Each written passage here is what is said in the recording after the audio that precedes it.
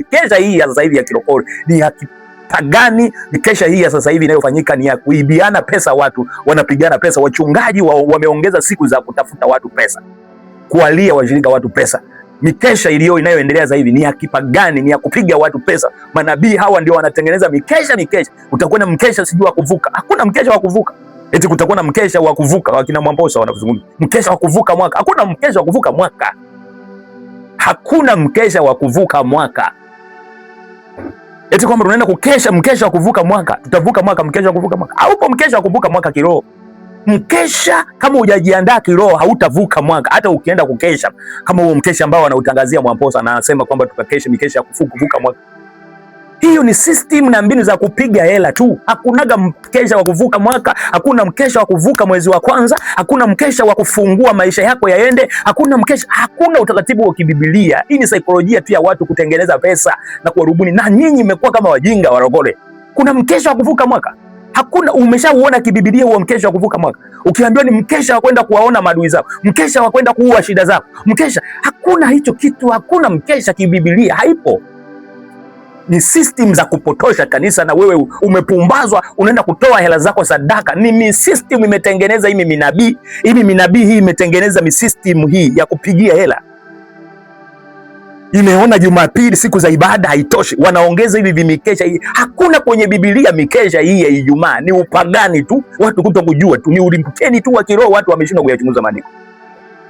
Tunazungumza ukweli, chukia usichukie, ila nakwambia wapo wachache wanaoenda kufanya mikesha kwa kumaanisha, wakienda kumtafuta Mungu. Lakini cha ajabu, kwa sababu kuna system kule, wakifika kule hakuna anachokipokea, anarudi mkapu tu. Imekuwa kama desturi tu, usindikizaji tu, ni miemko. Ninarudia tena, mikesha inayofanyika sasa hivi Jumamosi, Ijumaa, sio mikesha ya kibiblia na wala haina maelekezo ya Kristo ya Biblia. Ni mikesha imeanzishwa na wanadamu kwa ajili ya kupiga hela, kutafuta mapene. Watu wanapigwa hela, sadaka ni nyingi pale, uje sijui na nini, uje sijui na kitu gani. Ni kupigwa hela tu. Unabaki kuwa maskini, umeshindwa kulala nyumbani kwako. Lala nyumbani kwako. Ndio maana Mungu akaumba siku, ikawa asubuhi, ikawa jioni. Maana yake jioni lazima upate usingizi, upumzike. Wewe umeenda kukesha huku unaimba. Unadhani kukesha ndio hivyo? Umeambiwa Mungu aliumba mbingu na nchi. Ikawa jioni, ikawa asubuhi. Wewe unaenda kukesha kanisani.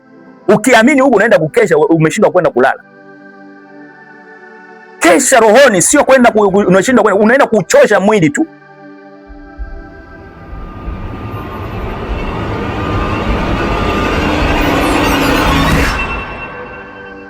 Shalom. Bwana asifiwe sana, wana binti za Mungu, na kusalimu katika jina la Yesu Kristo wa Nazareth.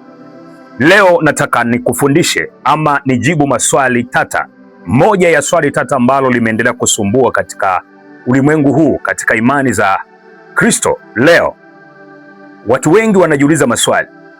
Kwa nini watu wanakesha?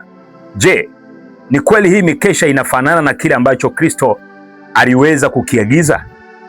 Hii mikesha ambayo tunayosema sasa tunaenda kukesha, ndiyo mikesha halisi ambayo Mungu alisema tukakesha? Yaani Yesu Kristo aliagiza tukakesha? Fasiri ya kukesha ni nini? Au kuna jambo ambalo linaendelea liko kinyume na kile ambacho Kristo alichokielekeza? Ndivyo hivyo. Natamani nikuambie kwamba mikesha hii tutaenda kuangalia kama iko sahihi ama haiko sahihi. Kaa hapo hapo ili tupate kwenda kujifunza kwa jina la Yesu Kristo wa Nazareth. Katika Mathayo 26 na ule mstari wa 41, Biblia inasema, kesheni mkiomba, msije mkaingia majaribuni. Roho iradhi, lakini mwili ni dhaifu. Kristo anaongea na wanafunzi wake, anawaambia habari ya kukesha. Lakini kwenye kizazi na kanisa la leo tumekuwepo na utaratibu ambao tayari umeenea duniani kote. Watu wanakesha mikesha ya Ijumaa, wanakesha mikesha ya Alhamisi, wanakwenda kukesha. Na katika mikesha hiyo utakuta wanakesha kwa kuimba, wanakesha kwa kucheza, wanakesha kwa kusifu, kupiga nyimbo kwa mbalimbali kwa namna wanavyoweza. Ni sahihi kukesha kama vile tunavyokesha, lakini mimi ninachotaka nikwambie kwamba majibu ambayo Kristo aliachilia kwenye maandiko matakatifu, si vile tunavyotenda leo. Mikesha ambayo tunayokesha leo iko kinyume na Biblia. Mikesha ambayo imeinuka leo ni mikesha ambayo imetengenezwa na wanadamu, si katika maelekezo ya Kristo aliyoyaelekeza tuweze kuyatenda. Maanake Kristo alielekeza kukesha kwetu, si vile ambavyo leo tunakesha kwenye makanisa yetu, si vile ambavyo leo watu wanakesha kwenye mikesha, wanashindwa kwenda kulala, wanaenda kukesha. Wengine wanapitiliza kutoka kazini, wamechelewa, wanaenda kukesha.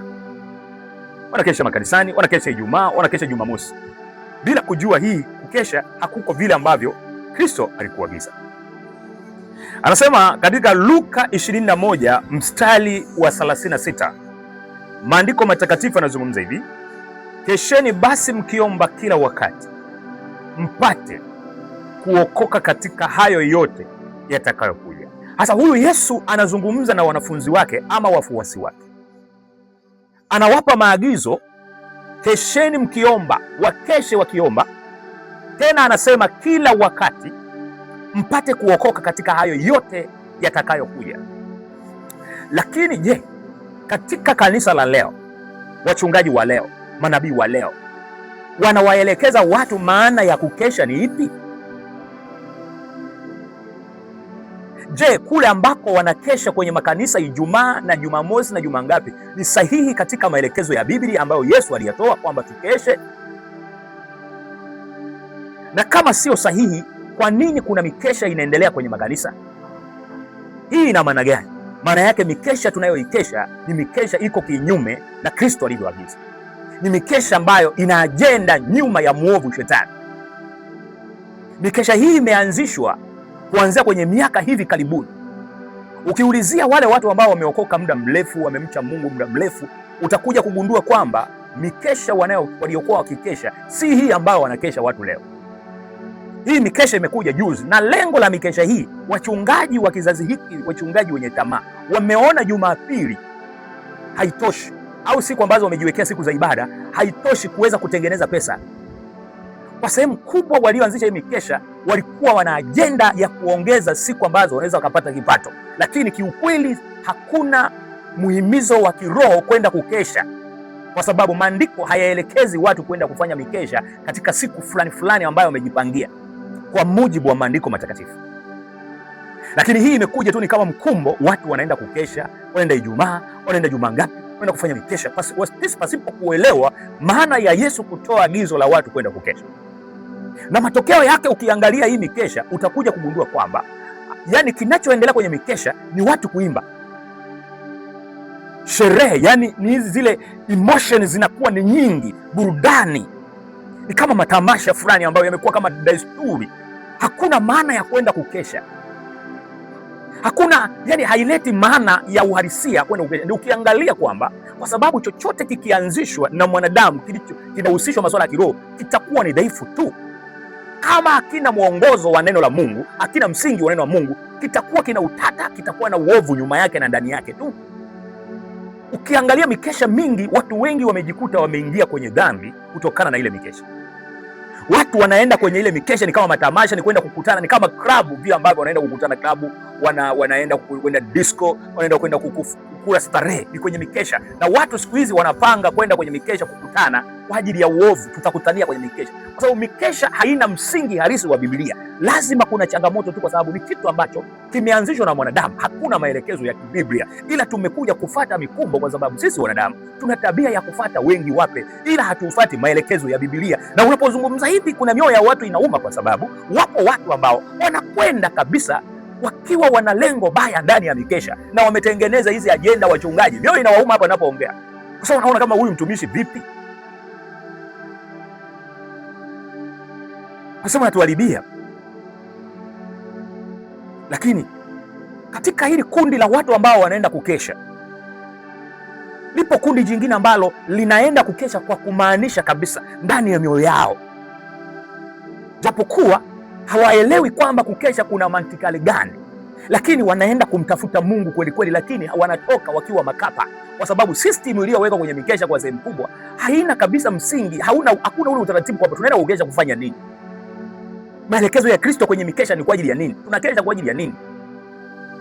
Kwa fasiri halisi haipo. Kwa hiyo hata wale watu wanaenda kwa nia njema hawapati kitu kilicho sahihi, wanatoka wakiwa kapa, japokuwa wamekwenda wakiwa na nia njema. Sio wote wanaokwenda kwa mikesha ni watu wabaya, lakini wanakwenda wakiamini kuwa tunaenda kufanya kumtafuta Mungu. Na unapofika kule katika ile harakati ya kumtafuta Mungu, kwa sababu sehemu kubwa ya mikesha sasa hivi imebeba uovu mkubwa tu, haimsaidii mtu yeyote, ni kwenye burudani, ni kama disco. Unaona, kwenye disco tu ni kama sehemu ya kukutania tu kwa ajili ya kufanya uchafu tu ndani ya makanisa, ambao shetani amegeuza kana kwamba ni sehemu ya kwenda kufanya ibada ama kwenda kutafuta ukiroho zaidi.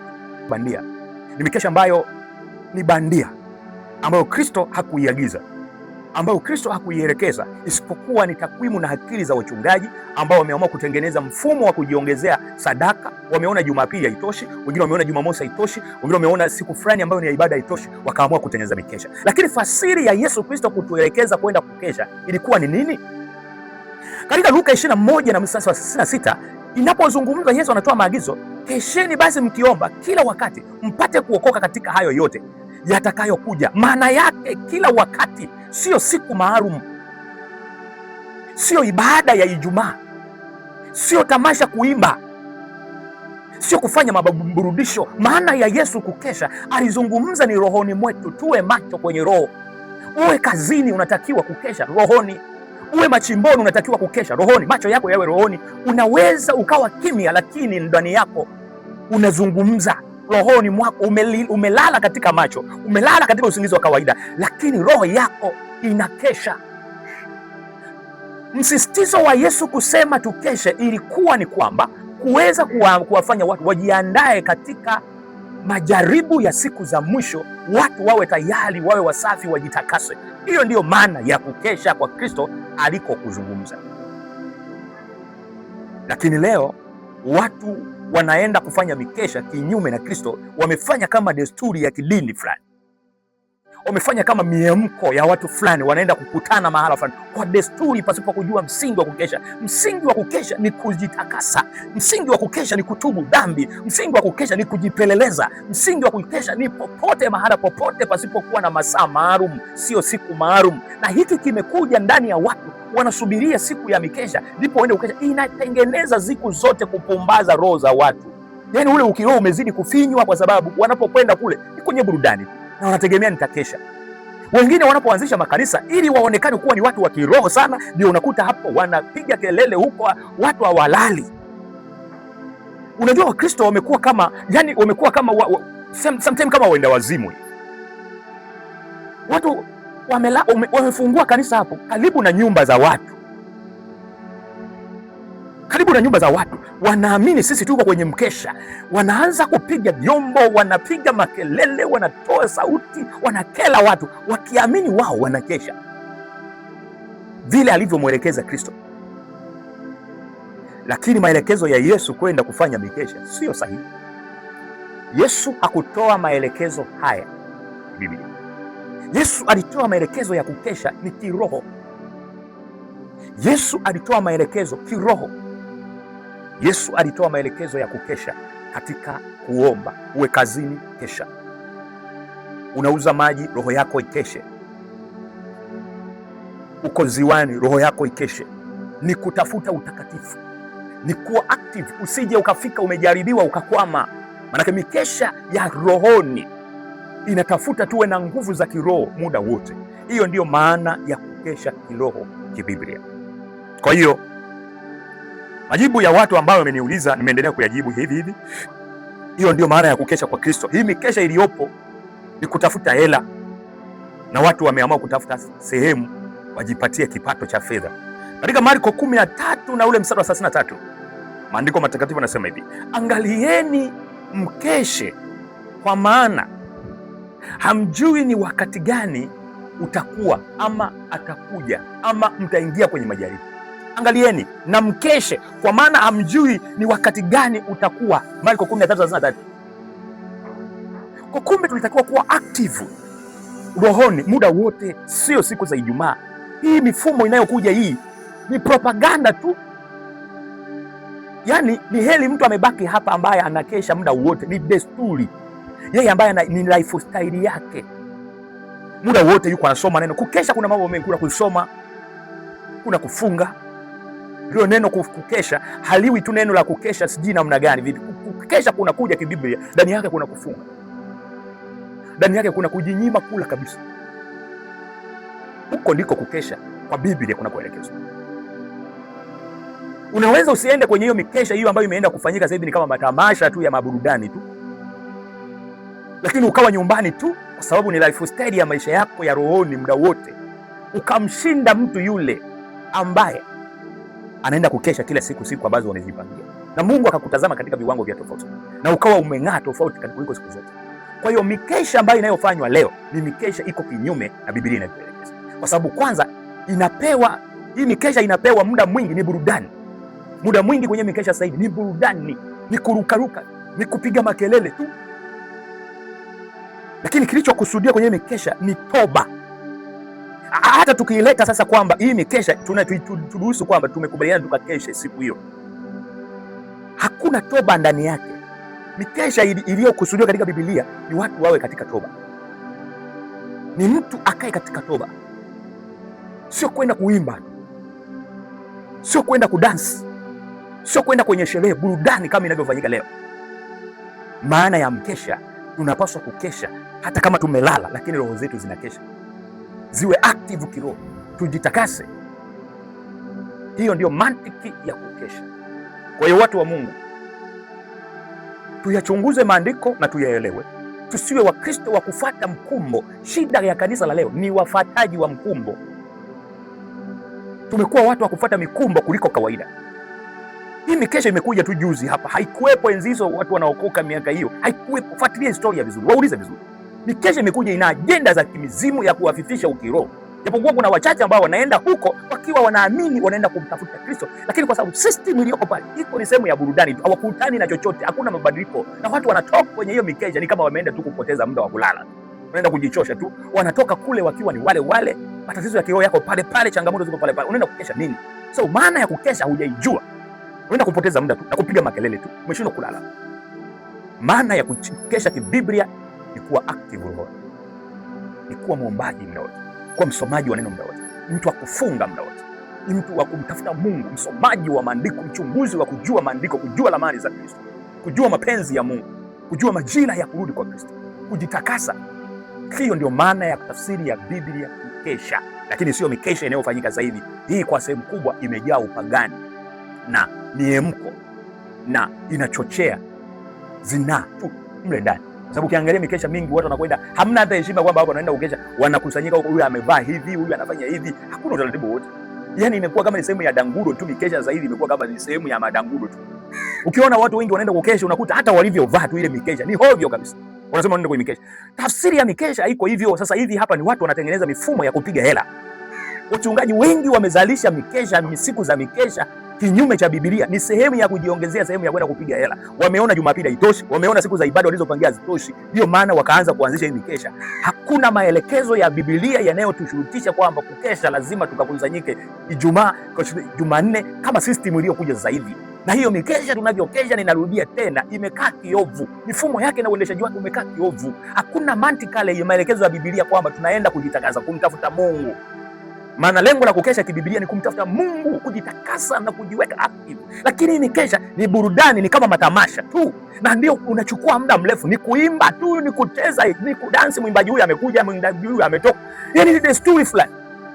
Imekuwa system sasa ya mikesha ya miujiza tu, tunafanya miujiza, tunafanya. Yaani ni kama kitu fulani kametengenezwa hivi, kutakuwa na miujiza kwenye mikesha, tutafanya miujiza kitu fulani, lakini ni utapeli mtupu ambao umetengenezwa, umekaa kiroho, lakini haumsaidii mtu yoyote. Mikesha sasa hivi haisaidii mtu yoyote kwa sehemu kubwa. Inawasaidia watu wachache sana, na wenyewe wanakwenda huko wakiwa na lile lengo la kwamba tunaenda kukesha, lakini wamefuata tu kama mission ya watu wengi ya kanisa, au mchungaji amezungumza tutakuwa na mkesha. Ni mikumbo tu imefanyika, lakini sehemu kubwa ya wachungaji kujipatia kipato, wapate hela, wapate sadaka, waongeze sadaka. Mikesha hii ya sasa hivi ya kilokole ni ya kipagani. Mikesha hii ya sasa hivi inayofanyika ni ya kuibiana pesa, watu wanapigana pesa. Wachungaji wameongeza siku za kutafuta watu pesa, kualia washirika watu pesa. Mikesha inayoendelea sasa hivi ni ya kipagani, ni ya kupiga watu pesa. Manabii hawa ndio wanatengeneza mikesha. Utakwenda mkesha sijui wa kuvuka, hakuna mkesha wa kuvuka. Eti kutakuwa na mkesha wa kuvuka, wakina Mwamposa wanazungumza mkesha wa kuvuka mwaka. Hakuna mkesha wa kuvuka mwaka, hakuna mkesha wa kuvuka mwaka. Eti kwamba unaenda kukesha mkesha wa kuvuka mwaka. Utavuka mwaka mkesha wa kuvuka mwaka? Haupo mkesha wa kuvuka mwaka kiroho. Mkesha kama hujajiandaa kiroho hautavuka mwaka. Hata ukienda kukesha kama huo mkesha ambao anautangazia Mwamposa, anasema kwamba tutakesha mikesha kuvuka mwaka.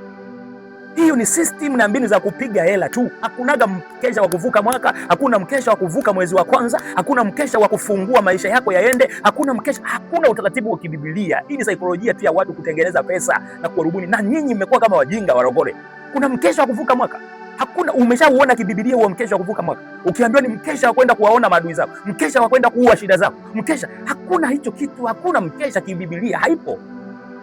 Ni system za kupotosha kanisa, na wewe umepumbazwa, unaenda kutoa hela zako sadaka. Ni system imetengeneza hii minabii, ili minabii hii imetengeneza system hii ya kupigia hela. Imeona Jumapili siku za ibada haitoshi, wanaongeza hivi mikesha hii. Hakuna kwenye Biblia mikesha hii ya Ijumaa, ni upagani tu, watu kuto kujua tu, ni ulimbukeni tu wa kiroho, watu wameshindwa kuyachunguza maandiko. Tunazungumza ukweli, chukia usichukie, ila nakwambia wapo wachache wanaoenda kufanya mikesha kwa kumaanisha, wakienda kumtafuta Mungu. Lakini cha ajabu, kwa sababu kuna system kule, wakifika kule hakuna anachokipokea, anarudi mkapu tu. Imekuwa kama desturi tu, usindikizaji tu, ni miemko. Ninarudia tena, mikesha inayofanyika sasa hivi Jumamosi, Ijumaa, sio mikesha ya kibiblia na wala haina maelekezo ya Kristo ya Biblia. Ni mikesha imeanzishwa na wanadamu kwa ajili ya kupiga hela, kutafuta mapende. Watu wanapigwa hela, sadaka ni nyingi pale, uje sijui na nini, uje sijui na kitu gani. Ni kupigwa hela tu, unabaki kuwa maskini, umeshindwa kulala nyumbani kwako. Lala nyumbani kwako. Ndio maana Mungu akaumba siku ikawa asubuhi, ikawa jioni. Maanake jioni lazima upate usingizi, upumzike. Wewe umeenda kukesha huku unaimba, unadhani kukesha ndio hivyo? Umeambiwa Mungu aliumba mbingu na nchi, ikawa jioni, ikawa asubuhi. Wewe unaenda kukesha kanisani, ukiamini huku unaenda kukesha, umeshindwa kwenda kulala. Kesha rohoni, sio kwenda unashindwa kwenda, unaenda kuuchosha mwili tu, sababu roho yako ni ya muhimu kuliko hiyo mikesha hiyo. Watu wanashinda tu, wanachosha miili tu, unachosha miili tu. Sizungumzii kwamba kwenda kukesha kule kwenye hiyo mikusanyiko, kwa sababu kuna watu wanatengeneza mikesha kwa nia njema, kwa nia nzuri kabisa. Tunapoenda kwenye mikesha lazima tuwe tunaangalia mzizi, tunaenda kukesha mikesha hii, tumwache Roho Mtakatifu atuongoze. Lakini hii sio desturi ambayo tunaitakiwa kuifanya, ambayo leo imekuja sisi. Mikesha sio ni namna tu ya watu kupiga hela. Mkesha sijui wa mwaka mpya, nani mkesha wa kupokea mwaka mpya uko wapi? Kuna mkesha gani wa kupokea mwaka mpya siku ya Biblia? Haupo. Hakuna mkesha wa kupokea mwaka mpya, haupo mkesha. Nionyeshe kwenye Biblia. Ni system tu za kirokole ambazo zimekuja tu, ni za kipagani. Mkesha wa kuvuka mwaka ndio hiyo, napiga vita kabisa. Hala hata haipo mikesha ya kuvuka mwaka. Chukua nafasi hii. Neno la Mungu linasema katika nyakati za mwisho watatokea manabii na mitume watakaoanzisha, watayapotoa maandiko. Paulo anazungumza, ndio muda tulionao. Na kwa sababu na wewe umeshakuwa taila kichwani, ninapozungumza mikesha hii iliyopo, kwa sababu umeshaingia kwenye hiyo system, utaniona kama na mchungaji fulani hivi ambaye nimerudi. Lakini nataka nikwambie mikesha iliyopo ni ya kipagani. Kata usikatae, mikesha inayofanyika ni ya kipagani, ni upigaji wa pesa tu. Niambie, kuna sadaka ngapi zinakusanywa siku ya mikesha? Kuna kanisa moja walikuwa wanakusanya karibu milioni 60 kwa siku. Kwa Jumapili mnapigwa tena hela nyingine, na hiyo mikesha nyingine Ijumaa mnapigwa hela nyingine. Ni system za kupiga hela za wachungaji. Nikuachie hapo, asante. Kuwa na akili katika nyakati za mwisho. Muda wa nyakati za mwisho, muda wa kusoma maandiko na kuyaelewa, sio muda wa kufuata mikumbo. Upigaji wa pesa, danganyifu ndani ya kanisa muda huu ni mkubwa kuliko kawaida unavyofikiria. Lazima uamke kichwani, usome Biblia na uielewe. Usifate mkumbo wengi watu wamefanya kwenye ibada, usifate watu wangapi wanafuata. Kuwa kinyume na watu wengine kwa kusoma maandiko matakatifu. Usiangalie wangapi watakupinga katika huu muda, usiangalie wangapi wanakufuatilia katika huu muda. Fuata Kristo anavyotaka katika neno lake. Asante sana.